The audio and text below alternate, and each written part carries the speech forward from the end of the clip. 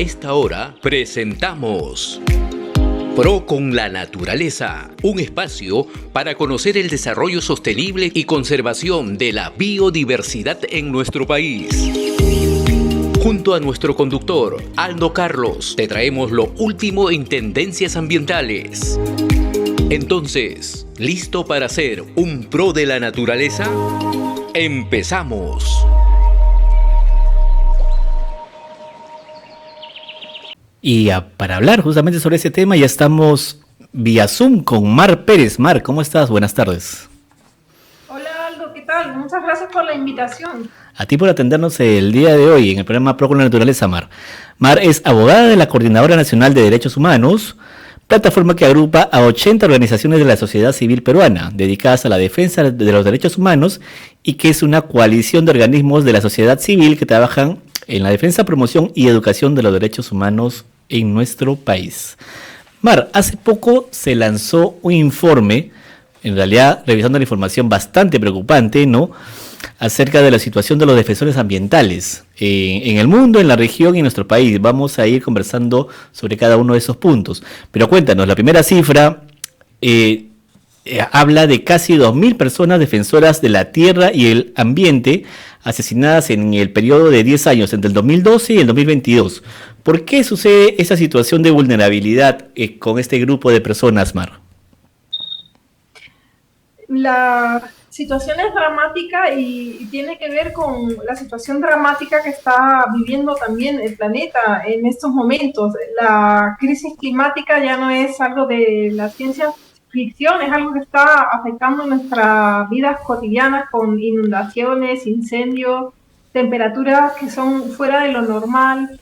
Y las personas que están día a día dando la lucha para frenar el avance del cambio climático y para proteger el medio ambiente están pagando muy duras las consecuencias, le están pagando incluso con su propia vida.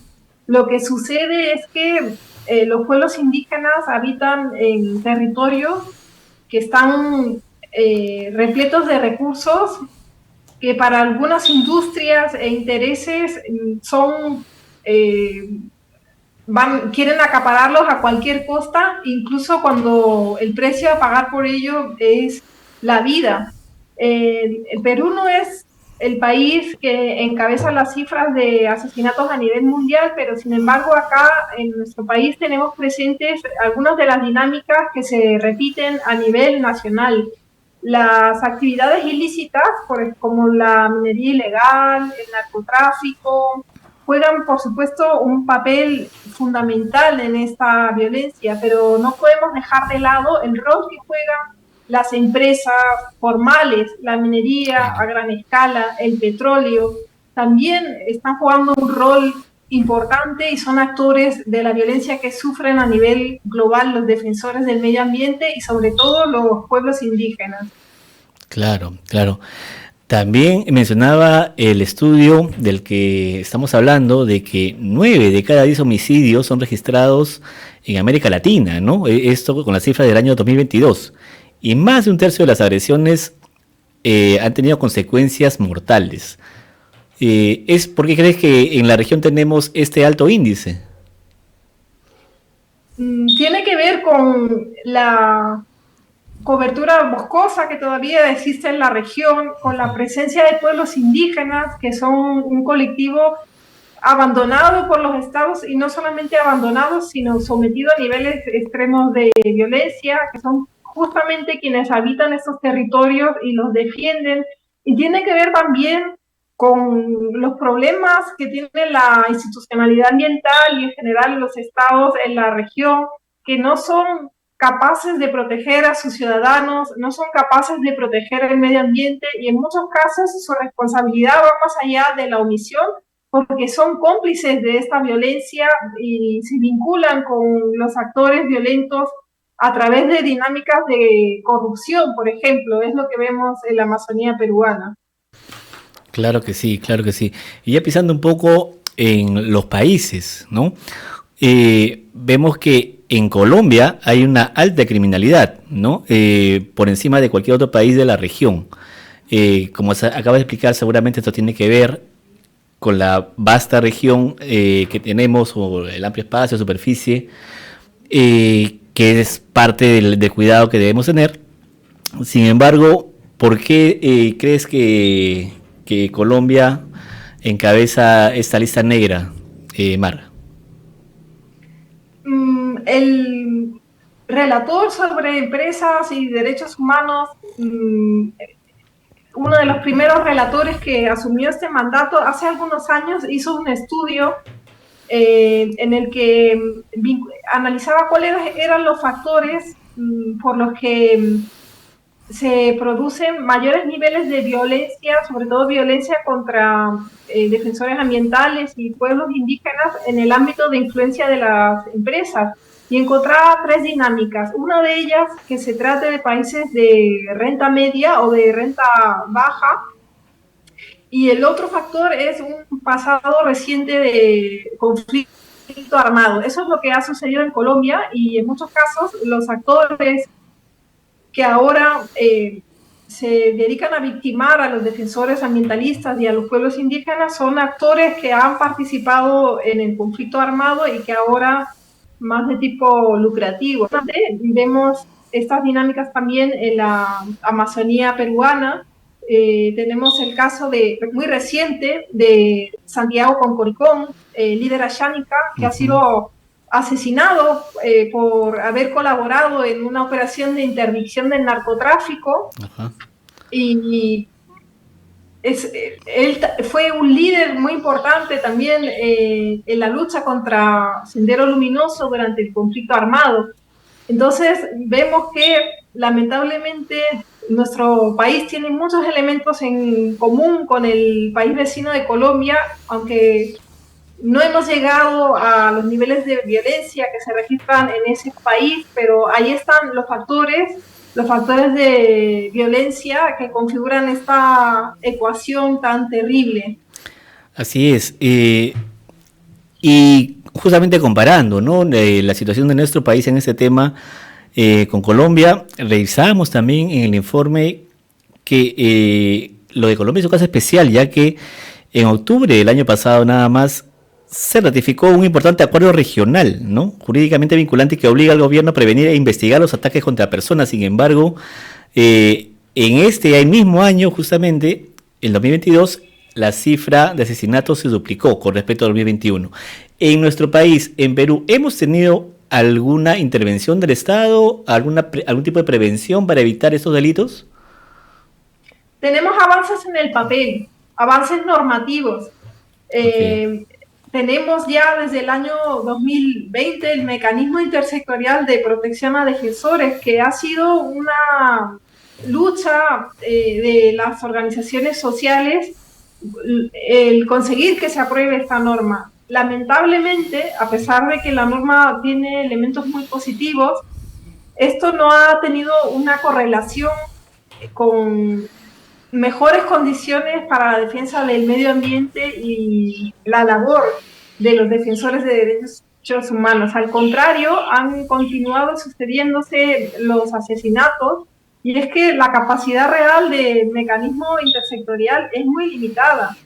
No tienen, para empezar, presupuesto suficiente para poder implementar medidas de protección. A lo más, el presupuesto les alcanza para realizar viajes y contratar consultores.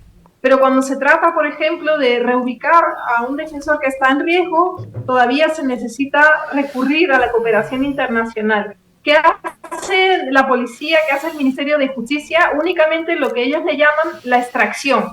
Es decir, van a buscar al líder indígena a su comunidad, a su casa, lo acompañan con una patrulla, lo llevan a otro lugar y allí lo dejan abandonado a su suerte. Pero sobre todo, Aldo, el problema más grave es que no se están atendiendo los temas de fondo que están detrás de la violencia contra los defensores. No basta con un enfoque policial o un enfoque de seguridad para garantizar la vida de los defensores. Hay que, por ejemplo, combatir de manera efectiva la minería ilegal, la trata, el tráfico de terrenos. atendiendo a esos temas de fondo es como realmente se garantizará la seguridad de los defensores. Es imposible ponerles, por ejemplo, una custodia policial de manera permanente en sus comunidades. Incluso muchos de ellos no lo consideran deseable porque ven a los policías locales como aliados de estas economías ilegales. Claro, lamentable lo que comentas, Mar. Entonces sí, las causas son diversas, por lo que nos dices también, ¿no? Hay negocios ilegales que mueven mucho dinero y que son los que varios elementos quieren preservar, mantener. Y estamos hablando no solamente de asesinatos, ¿no? Sino también de criminalización de personas, que de pronto es un grupo de mucho mayor incluso. ¿Cuál sería la propuesta? Sí. Sí, Aldo, la forma de violencia más extendida no son los asesinatos, es la criminalización, y es una forma de violencia que utilizan con mucha frecuencia las empresas formales.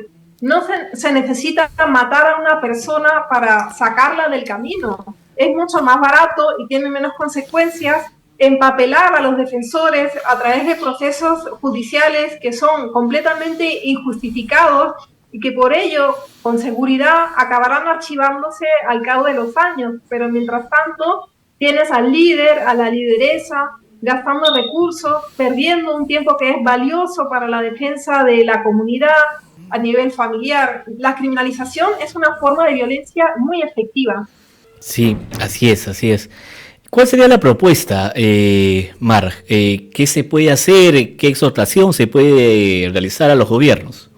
Lo primero sería atender las causas de fondo que están detrás de la violencia, atender los problemas estructurales que están detrás de los asesinatos de líderes indígenas. Y en ese sentido es fundamental y urgente en el Perú garantizar la seguridad jurídica de los territorios indígenas.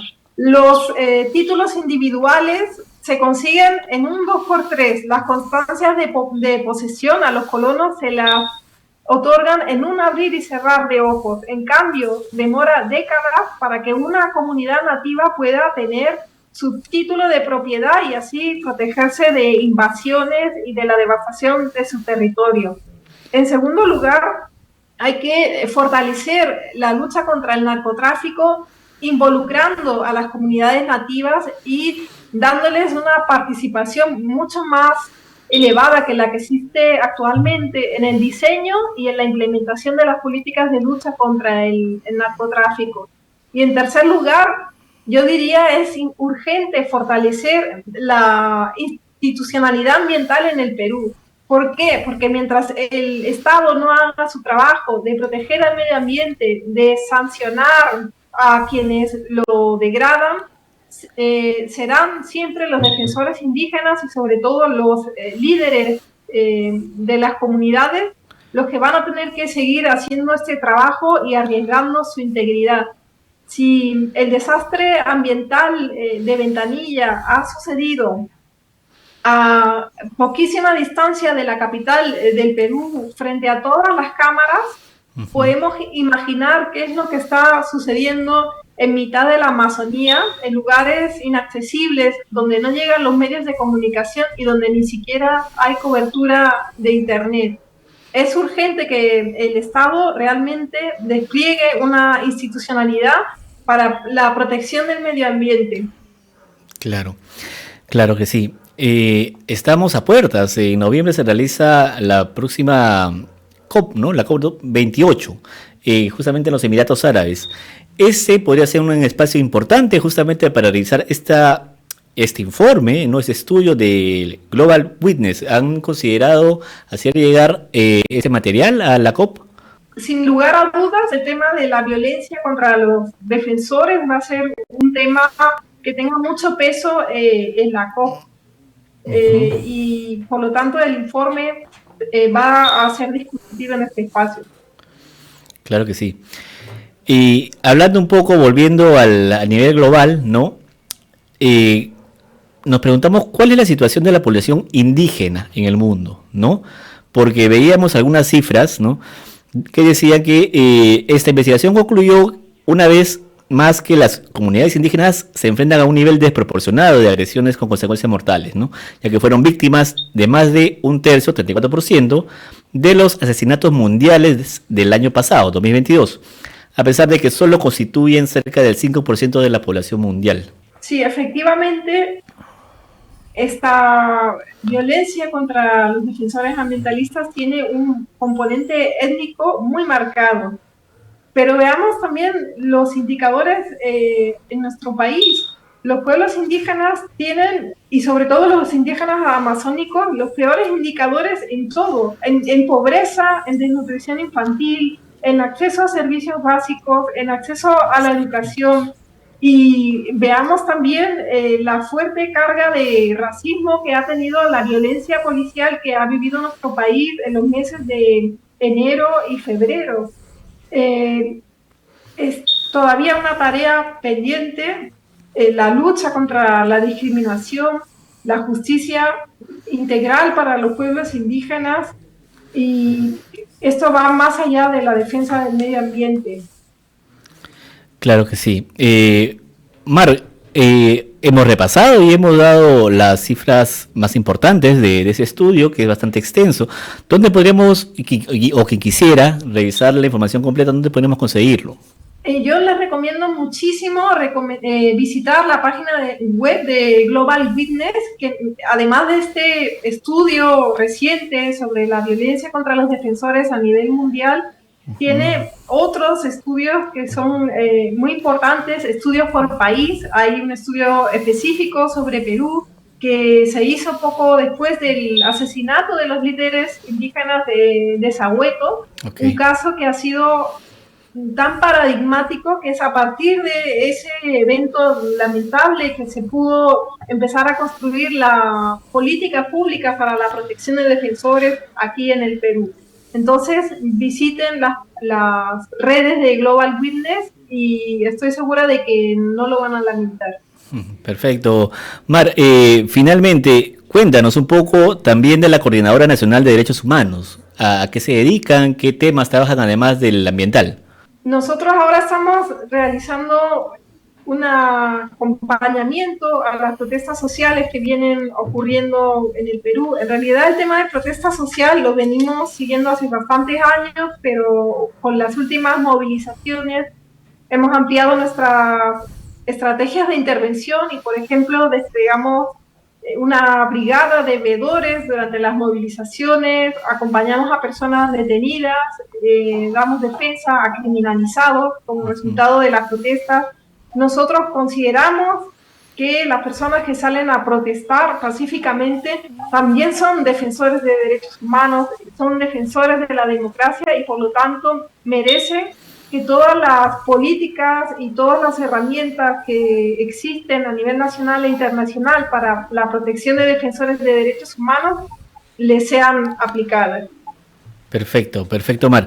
Mar, te agradecemos nuevamente por atendernos el día de hoy y, bueno, que siga la interesante e importante labor que realizan en la Coordinadora Nacional de Derechos Humanos. Muchas gracias por la invitación y hasta la próxima.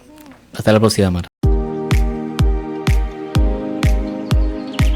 Gracias por acompañarnos en Pro con la Naturaleza. Los esperamos para seguir conociendo más sobre la conservación y el desarrollo sostenible para que seas un Pro con la Naturaleza. Nos vemos.